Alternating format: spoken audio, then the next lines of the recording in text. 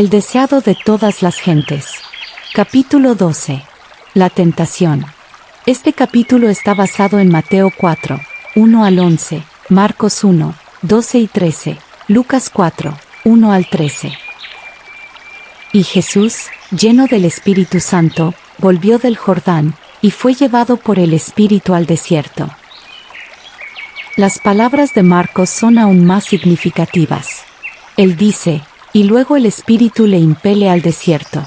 Y estuvo allí en el desierto 40 días, y era tentado de Satanás, y estaba con las fieras. Y no comió cosa en aquellos días.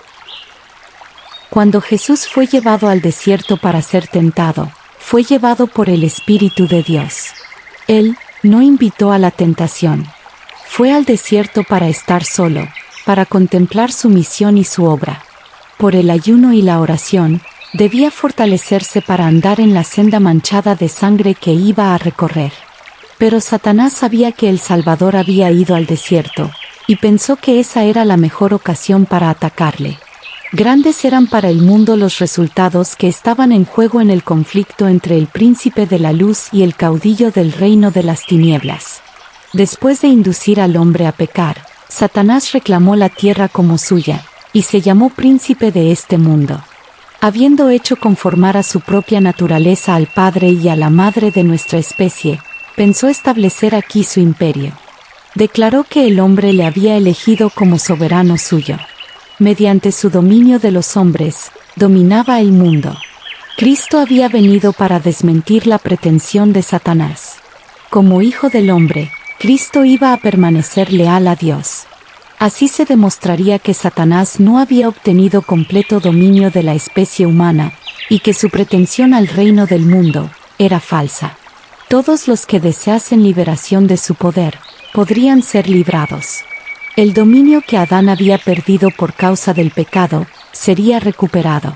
Desde el anuncio hecho a la serpiente en el Edén, y enemistad pondré entre ti y la mujer, y entre tu simiente y la simiente suya. Génesis 3, 15. Satanás sabía que no ejercía dominio absoluto sobre el mundo. Veía en los hombres la obra de un poder que resistía a su autoridad. Con intenso interés, consideró los sacrificios ofrecidos por Adán y sus hijos. En esta ceremonia discernía el símbolo de la comunión entre la tierra y el cielo. Se dedicó a interceptar esta comunión. Representó falsamente a Dios, así como los ritos que señalaban al Salvador. Los hombres fueron inducidos a temer a Dios como a un ser que se deleitaba en la destrucción. Los sacrificios que debían revelar su amor, eran ofrecidos únicamente para apaciguar su ira. Satanás excitaba las malas pasiones de los hombres, a fin de asegurar su dominio sobre ellos. Cuando fue dada la palabra escrita de Dios, Satanás estudió las profecías del advenimiento del Salvador. De generación en generación, trabajó para cegar a la gente acerca de esas profecías, a fin de que rechazase a Cristo en ocasión de su venida. Al nacer Jesús, Satanás supo que había venido un ser comisionado divinamente para disputarle su dominio. Tembló al oír el mensaje del ángel que atestiguaba la autoridad del rey recién nacido. Satanás conocía muy bien la posición que Cristo había ocupado en el cielo como amado del Padre. El hecho de que el Hijo de Dios viniese a esta tierra como hombre, le llenaba de asombro y aprensión. No podía sondear el misterio de este gran sacrificio. Su alma egoísta no podía comprender tal amor por la familia engañada. La gloria y la paz del cielo y el gozo de la comunión con Dios, eran débilmente comprendidos por los hombres, pero eran bien conocidos para Lucifer, el querubín cubridor.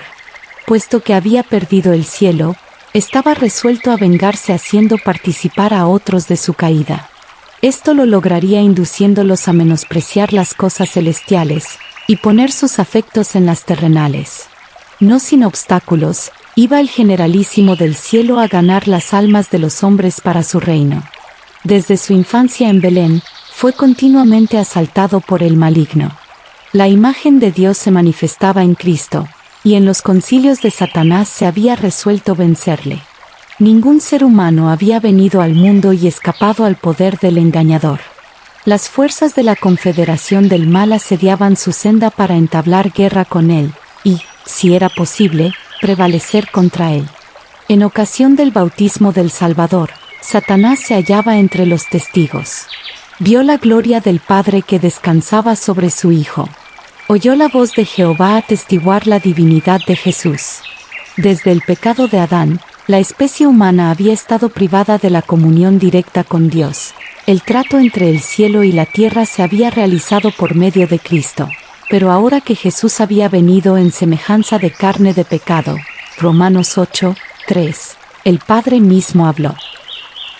Antes se había comunicado con la humanidad por medio de Cristo. Ahora se comunicaba con la humanidad en Cristo. Satanás había esperado que el aborrecimiento que Dios siente hacia el mal produjera una eterna separación entre el cielo y la tierra. Pero ahora era evidente que la relación entre Dios y el hombre había sido restaurada. Satanás vio que debía vencer o ser vencido. Los resultados del conflicto significaban demasiado para ser confiados a sus ángeles confederados. Debía dirigir personalmente la guerra. Todas las energías de la apostasía se unieron contra el Hijo de Dios. Cristo fue hecho el blanco de toda arma del infierno. Muchos consideran este conflicto entre Cristo y Satanás como si no tuviese importancia para su propia vida, y para ellos tiene poco interés. Pero esta controversia se repite en el dominio de todo corazón humano. Nunca sale uno de las filas del mal para entrar en el servicio de Dios, sin arrostrar los asaltos de Satanás. Las seducciones que Cristo resistió son las mismas que nosotros encontramos tan difíciles de resistir. Le fueron infligidas en un grado tanto mayor cuanto más elevado es su carácter que el nuestro. Llevando sobre sí el terrible peso de los pecados del mundo, Cristo resistió la prueba del apetito, del amor al mundo, y del amor a la ostentación que conduce a la presunción. Estas fueron las tentaciones que vencieron a Adán y Eva, y que tan fácilmente nos vencen a nosotros. Satanás había señalado el pecado de Adán como prueba de que la ley de Dios era injusta, y que no podía ser acatada. En nuestra humanidad, Cristo había de resarcir el fracaso de Adán. Pero cuando Adán fue asaltado por el tentador, no pesaba sobre él ninguno de los efectos del pecado. Gozaba de una plenitud de fuerza y virilidad, así como del perfecto vigor de la mente y el cuerpo. Estaba rodeado por las glorias del Edén, y se hallaba en comunión diaria con los seres celestiales. No sucedía lo mismo con Jesús cuando entró en el desierto para luchar con Satanás. Durante 4000 años, la familia humana había estado perdiendo fuerza física y mental, así como valor moral, y Cristo tomó sobre sí las flaquezas de la humanidad degenerada. Únicamente así podía rescatar al hombre de las profundidades de su degradación. Muchos sostienen que era imposible para Cristo ser vencido por la tentación. En tal caso, no podría haberse hallado en la posición de Adán, no podría haber obtenido la victoria que Adán dejó de ganar. Si en algún sentido tuviésemos que soportar nosotros un conflicto más duro que el que Cristo tuvo que soportar, Él no podría socorrernos. Pero nuestro Salvador tomó la humanidad con todo su pasivo. Se vistió de la naturaleza humana, con la posibilidad de ceder a la tentación. No tenemos que soportar nada que Él no haya soportado. Para Cristo, como para la santa pareja del Edén, el apetito fue la base de la primera gran tentación. Precisamente donde empezó la ruina, debe empezar la obra de nuestra redención. Así como por haber complacido el apetito Adán cayó, por sobreponerse al apetito Cristo debía vencer. Y habiendo ayunado 40 días y 40 noches, después tuvo hambre. Y llegándose a él el tentador, dijo: «Si eres hijo de Dios, di que estas piedras se hagan pan».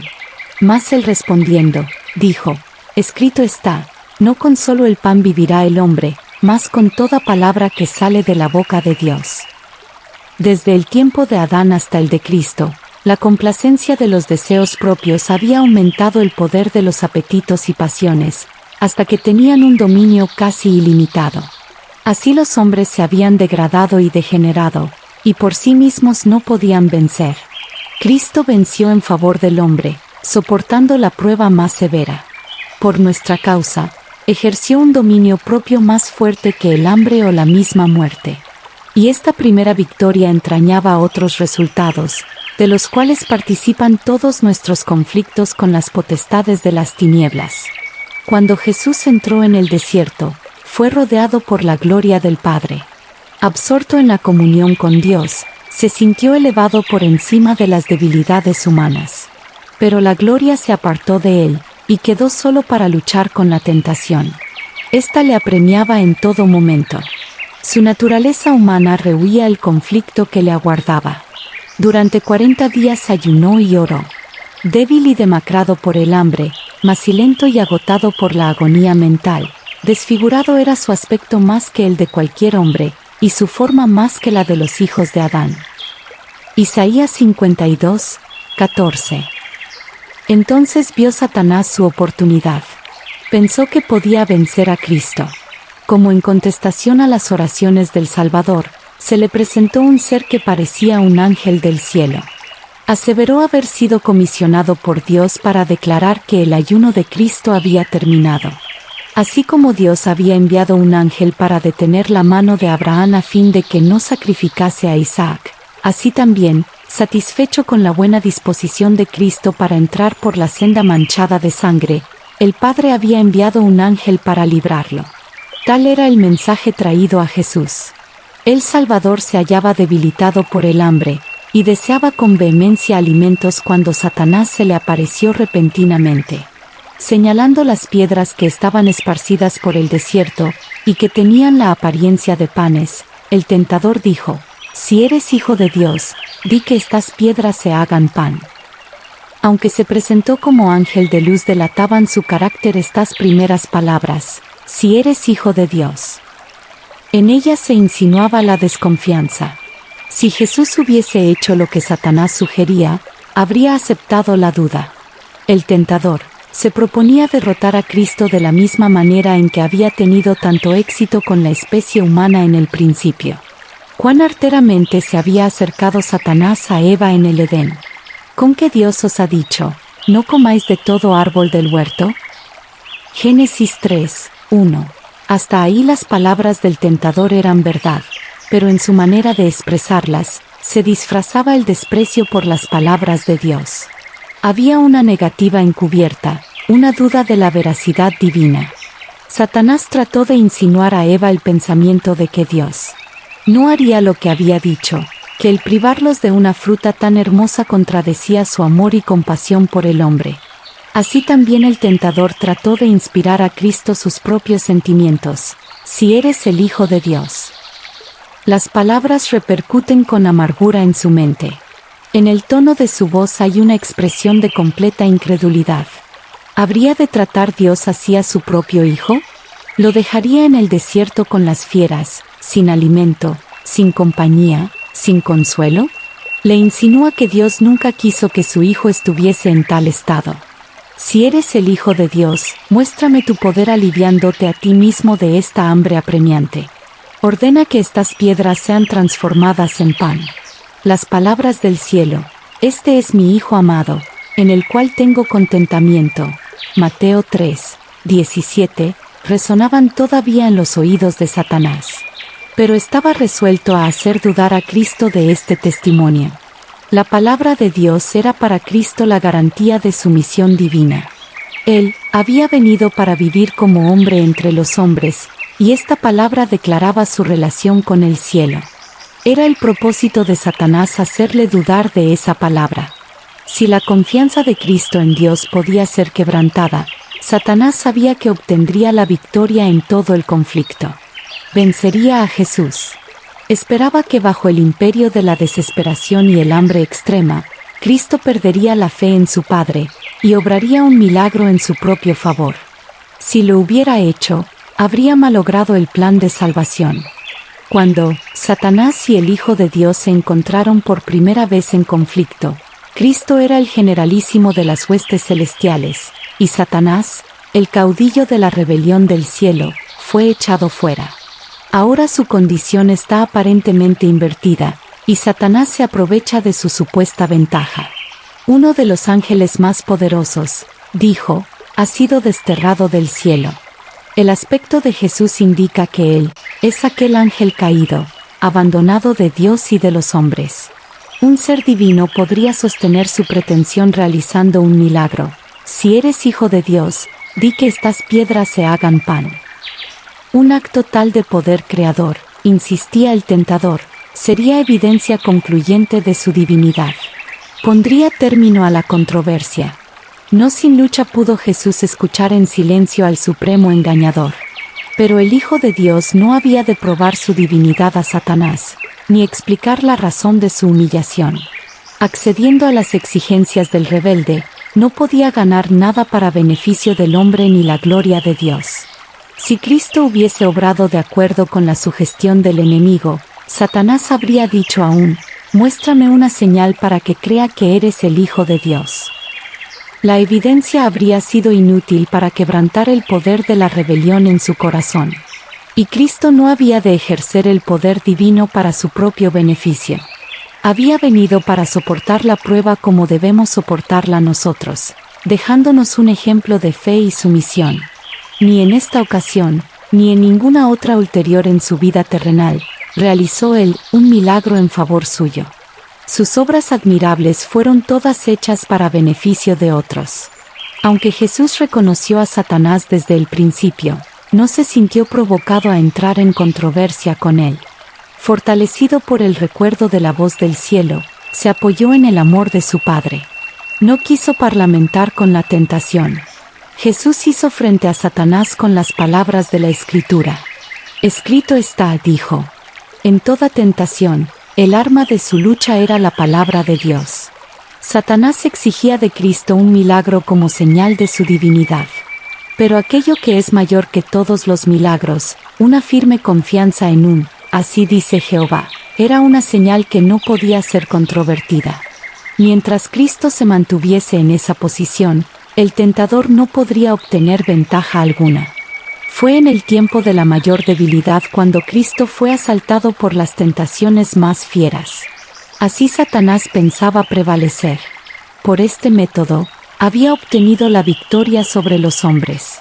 Cuando faltaba la fuerza y la voluntad se debilitaba, y la fe dejaba de reposar en Dios, entonces los que habían luchado valientemente por lo recto durante mucho tiempo, eran vencidos. Moisés se hallaba cansado por los 40 años de peregrinaciones de Israel cuando su fe dejó de asirse momentáneamente del poder infinito. Fracasó en los mismos límites de la tierra prometida. Así también sucedió con Elías, que había permanecido indómito delante del rey Acab, y había hecho frente a toda la nación de Israel, encabezada por los 450 profetas de Baal. Después de aquel terrible día pasado sobre el Carmelo, cuando se había muerto a los falsos profetas y el pueblo había declarado su fidelidad a Dios, Elías huyó para salvar su vida, ante las amenazas de la idólatra Jezabel. Así se había aprovechado Satanás de la debilidad de la humanidad. Y aún hoy sigue obrando de la misma manera. Siempre que una persona esté rodeada de nubes, se halle perpleja por las circunstancias, o afligida por la pobreza y angustia, Satanás está listo para tentarla y molestarla. Ataca los puntos débiles de nuestro carácter. Trata de destruir nuestra confianza en Dios porque Él permite que exista tal estado de cosas. Nos vemos tentados a desconfiar de Dios y a poner en duda su amor. Muchas veces el tentador viene a nosotros como se presentó a Cristo, desplegando delante de nosotros nuestras debilidades y flaquezas. Espera desalentar el alma y quebrantar nuestra confianza en Dios. Entonces está seguro de su presa. Si nosotros le hiciéramos frente como lo hizo Jesús, evitaríamos muchas derrotas. Parlamentando con el enemigo, le damos ventajas. Cuando Cristo dijo al tentador, no con solo el pan vivirá el hombre, mas con toda palabra que sale de la boca de Dios, repitió las palabras que más de 14 siglos antes había dicho a Israel: acuérdate de todo el camino, por donde te ha traído Jehová tu Dios estos 40 años en el desierto, y te afligió, y te hizo tener hambre, y te sustentó con maná, comida que no conocías tú, ni tus padres la habían conocido, para hacerte saber que el hombre no vivirá de solo pan. Más de todo lo que sale de la boca de Jehová vivirá el hombre. Deuteronomio 8, 2 y 3. En el desierto, cuando todos los medios de sustento se habían agotado, Dios envió a su pueblo maná del cielo, y esto en una provisión suficiente y constante. Dicha provisión había de enseñarles que mientras confiasen en Dios y anduviesen en sus caminos, Él no los abandonaría. El Salvador puso ahora en práctica la lección que había enseñado a Israel. La palabra de Dios había dado socorro a la hueste hebrea, y la misma palabra se lo daría también a Jesús. Esperó el tiempo en que Dios había de traerle alivio. Se hallaba en el desierto en obediencia a Dios, y no iba a obtener alimento siguiendo las sugestiones de Satanás. En presencia del universo, atestiguó que es menor calamidad sufrir lo que venga, que apartarse en un ápice de la voluntad de Dios. No con solo el pan vivirá el hombre, mas con toda palabra que sale de la boca de Dios. Muchas veces el que sigue a Cristo se ve colocado en donde no puede servir a Dios y llevar adelante sus empresas mundanales. Tal vez le parezca que la obediencia a algún claro requerimiento de Dios le privará de sus medios de sostén. Satanás quisiera hacerle creer que debe sacrificar las convicciones de su conciencia. Pero lo único en que podemos confiar en este mundo es la palabra de Dios. Buscad primeramente el reino de Dios y su justicia, y todas estas cosas os serán añadidas. Mateo 6, 33. Aún en esta vida, no puede beneficiarnos el apartarnos de la voluntad de nuestro Padre Celestial. Cuando aprendamos a conocer el poder de su palabra, no seguiremos las sugestiones de Satanás para obtener alimento o salvarnos la vida. Lo único que preguntaremos será, ¿cuál es la orden de Dios y cuál es su promesa? Conociéndolas, obedeceremos la primera y confiaremos en la segunda. En el último gran conflicto de la controversia con Satanás, los que sean leales a Dios se verán privados de todo apoyo terrenal. Porque se niegan a violar su ley en obediencia a las potencias terrenales, se les prohibirá comprar o vender. Finalmente será decretado que se les dé muerte. Apocalipsis 13, 11 al 17. Pero al obediente se le hace la promesa: habitará en las alturas, fortalezas de roca serán su lugar de acogimiento, se le dará su pan, y sus aguas serán ciertas. Isaías 33, 16. Los hijos de Dios vivirán por esta promesa. Serán alimentados cuando la tierra esté asolada por el hambre. No serán avergonzados en el mal tiempo, y en los días de hambre serán hartos. Salmos 37, 19. El profeta Habacuc previó este tiempo de angustia, y sus palabras expresan la fe de la Iglesia. Aunque la higuera no florecerá, ni en las vides habrá frutos, mentirá la obra de la oliva, y los labrados no darán mantenimiento, y las ovejas serán quitadas de la majada, y no habrá vacas en los corrales. Con todo, yo me alegraré en Jehová, y me gozaré en el Dios de mi salud. Habacuc 3, 17 y 18. De todas las lecciones que se desprenden de la primera gran tentación de nuestro Señor, ninguna es más importante que la relacionada con el dominio de los apetitos y pasiones. En todas las edades, las tentaciones atrayentes para la naturaleza física han sido las más eficaces para corromper y degradar a la humanidad. Mediante la intemperancia, Satanás obra para destruir las facultades mentales y morales que Dios dio al hombre como un don inapreciable. Así viene a ser imposible para los hombres apreciar las cosas de valor eterno. Mediante la complacencia de los sentidos, Satanás trata de borrar del alma todo vestigio de la semejanza divina.